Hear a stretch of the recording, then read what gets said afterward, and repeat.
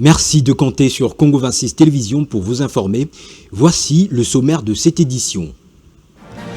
Tentative de coup d'État déjouée à Kinshasa, l'armée a maîtrisé les assaillants. Le gouvernement rassure la population du contrôle de la situation. Ce lundi, la vie a normalement repris à Lagombe. Plusieurs réactions après ce putsch manqué, vous le suivrez dans ce journal. Pendant ce temps, le ticket de l'Union sacrée à l'élection du bureau définitif de l'Assemblée nationale continue à diviser. La réunion du présidium élargi aux chefs des regroupements politiques a accouché d'une souris. La hausse des prix de carburant à Kinshasa complique la donne pour les transports en commun dans la ville où les conducteurs des taxibus et motos imposent leurs lois aux Kinoises et Kinois. Vous les écouterez dans ce journal. Voilà tout pour les titres, mesdames, messieurs, bienvenue. Tentative de coup d'État déjouée à Kinshasa, les assaillants qui avaient investi le palais de la Nation tôt le matin dimanche à Lagombe ont été maîtrisés. Le point de la situation dans ce reportage de la presse présidentielle. La situation est sous parfait contrôle des forces spéciales de la garde républicaine, mais les parvis du palais de la Nation portent encore des stigmates de la violence des combats de ce dimanche matin.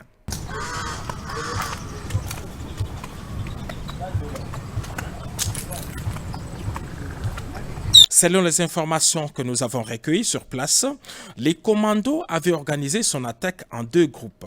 Un premier groupe, conduit par le chef de file, Christian Malanga, s'est servi des véhicules arrachés au privé cette même nuit après avoir tué leur propriétaire, a lancé son assaut depuis la résidence de l'honorable Vital Kamerhe dans les quartiers des ambassadeurs à Gombe. Équipés des drones et autres armes automatiques, ils sont arrivés par ces minibus Esprit de Vie et attaquaient immédiatement la résidence. Après une forte résistance et l'arrivée du renfort, les groupes des sieurs Christian Malanga a pris la direction du palais de la Nation, se servant même de la Jeep escorte de la police affectée chez Vital Kamerhe et dont les conducteurs avaient été préalablement neutralisés. L'escorte criminelle a foncé la barrière du palais de la Nation dans l'objectif de faire jonction avec un autre groupe de assaillants et mercenaires étrangers prépositionnés dans les marécages le long du fleuve.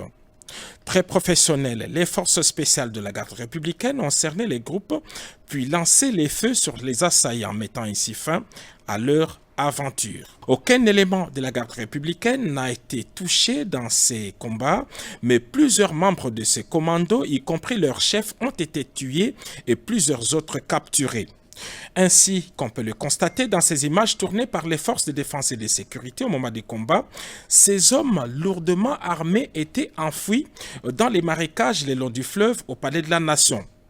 Au moment de notre tournage, le nettoyage s'est poursuivi encore le long du fleuve.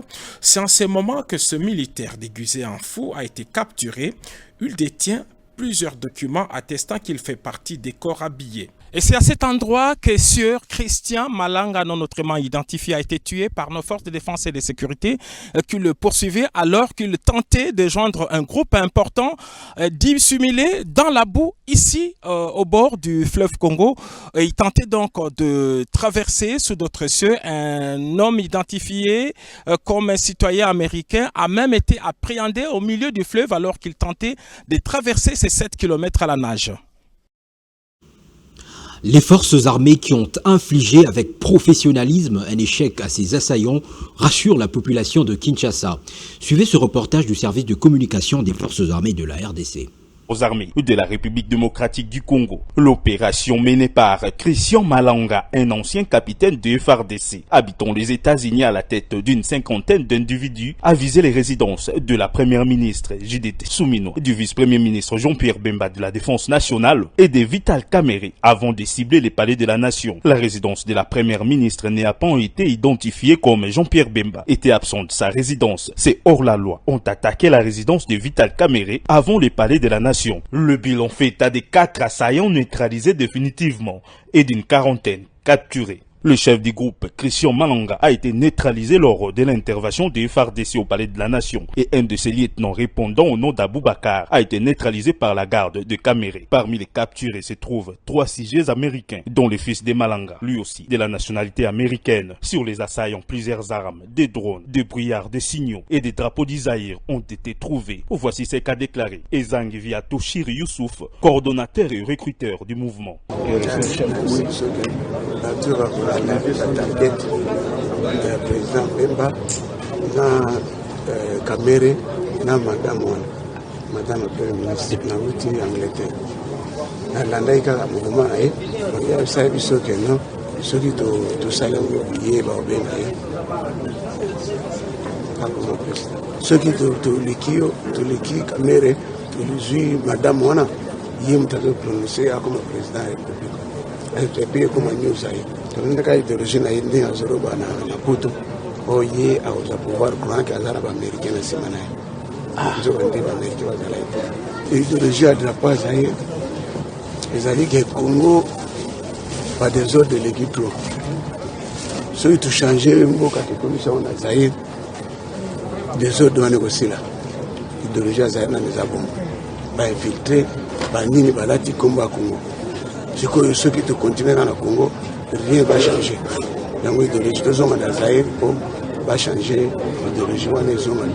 La population doit vaquer librement à ses occupations. L'armée a la parfaite maîtrise de la situation.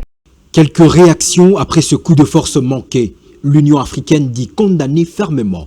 Le président de la Commission de l'Union africaine dit se réjouir que l'ensemble des responsables des institutions républicaines soient sains et saufs. La MONUSCO condamne avec fermeté l'attaque armée contre le Palais de la Nation. À son tour, l'ambassadrice des USA à Kinshasa se dit préoccupée face au rapport qui implique des citoyens de son pays et elle assure que les États-Unis vont coopérer avec les autorités congolaises. Le gouvernement de la République du Congo-Brazzaville affirme, lui, qu'un obus en provenance de Kinshasa s'est malheureusement abattu sur Brazzaville dans le quartier de Mpissa. Les autorités de Brazzaville déplorent des blessés légers et assurent qu'il ne s'agit que d'un incident isolé. Par ailleurs, à l'Union sacrée de la Nation, la réunion du présidium élargi aux chefs des regroupements politiques a accouché d'une souris. Ils ne sont pas parvenus à se mettre d'accord sur le ticket attendu par le président de la République en termes de représentativité féminine et de la prise en compte de la Grande Orientale. Mais Modeste Bahati-Lukwebo, un des membres du présidium, reste optimiste. Suivez-les dans cet extrait, il sera suivi d'Augustin Kabouya. La liste des regroupements par poids politique étant adopté par la plénière, eh bien, il a été demandé au coordonnateur national d'en faire rapport au chef de l'État, c'est-à-dire lui transmettre cette liste et à l'issue de la validation de la haute autorité politique, le ticket sera connu et communiqué à tous les députés nationaux, membres de l'Union sacrée.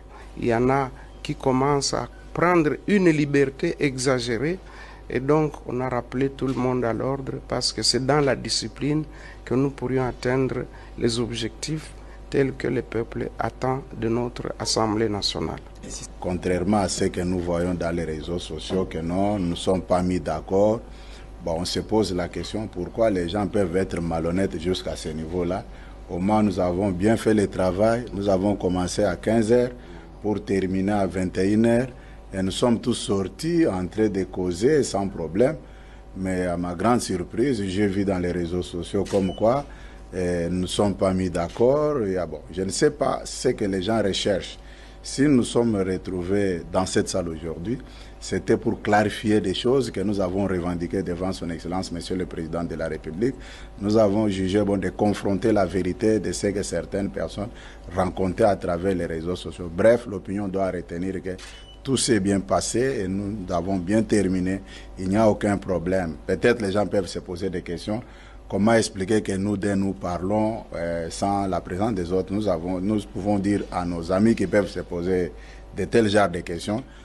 En ma qualité de président des séances et l'honorable Bahati comme rapporteur de la séance, c'est à ce titre-là que nous prenons parole pour aider, édifier notre peuple à comprendre ce qui s'est passé réellement, au lieu de laisser la population dans la confusion monter de toutes pièces.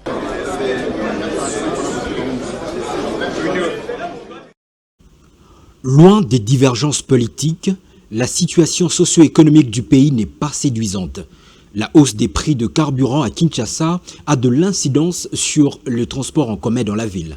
Le conducteur de taxibus et motos fixe chacun le prix de la course au grand regret des Kinois et Kinoises. Reportage.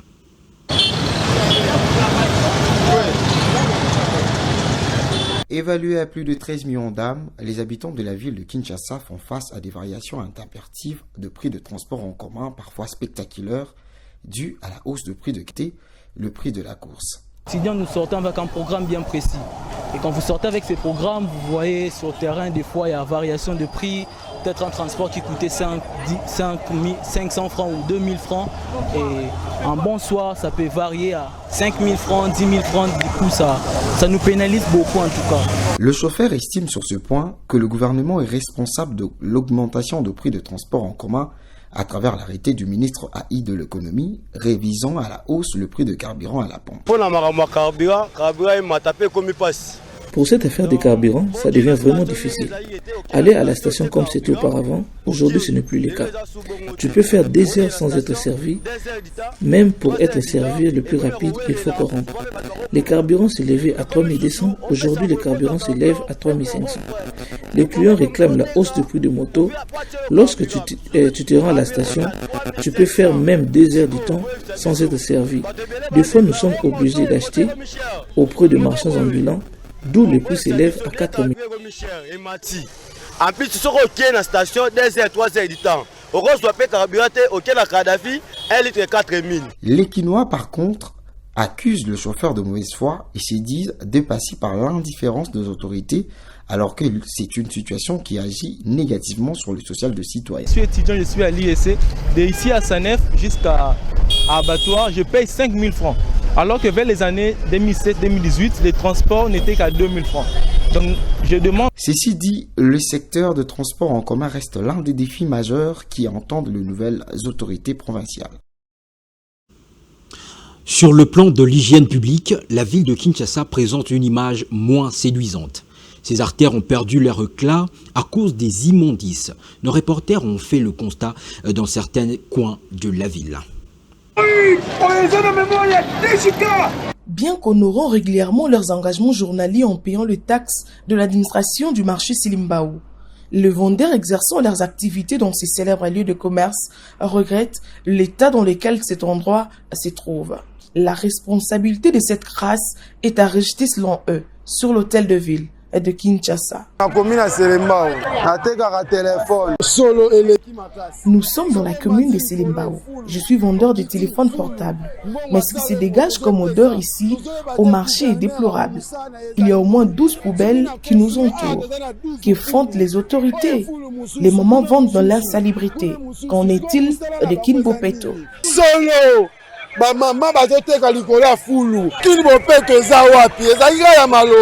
Pour ces familiers du marché Silimbao, la situation de la ville de Kinshasa de manière générale est tout simplement déplorable. Il a pointé un doigt accusateur sur les autorités provinciales. Je suis conducteur de poids lourd. J'ai failli connaître un accident en me rendant ici. Les routes sont en mauvais état. La crasse a pris une autre ampleur.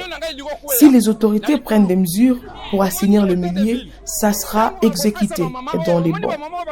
Nous demandons aux autorités de veiller sur les conditions hygiéniques de cet endroit.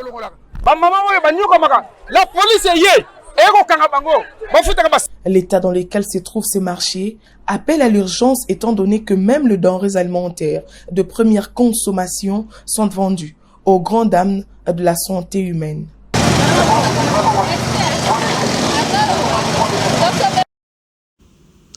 Madame, Messieurs, ce journal est terminé. Je vous en rappelle les principaux titres. Tentative de coup d'État déjouée à Kinshasa, l'armée a maîtrisé les assaillants. Le gouvernement rassure la population du contrôle de la situation.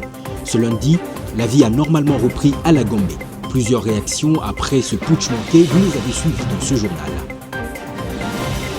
Pendant ce temps, le ticket d'union sacré à l'élection du bureau définitif de l'Assemblée nationale continue à diviser. La réunion du présidium élargi aux chefs de regroupements politiques a accouché d'une souris. La hausse des prix de carburant à Kinshasa complique la donne pour les transports en commun dans la ville où les conducteurs et les taxibus et motos imposent leurs lois aux Kinoises et Kinois. Ce journal est complètement terminé. L'information reste en continu sur www.congo26tv.net. Au revoir.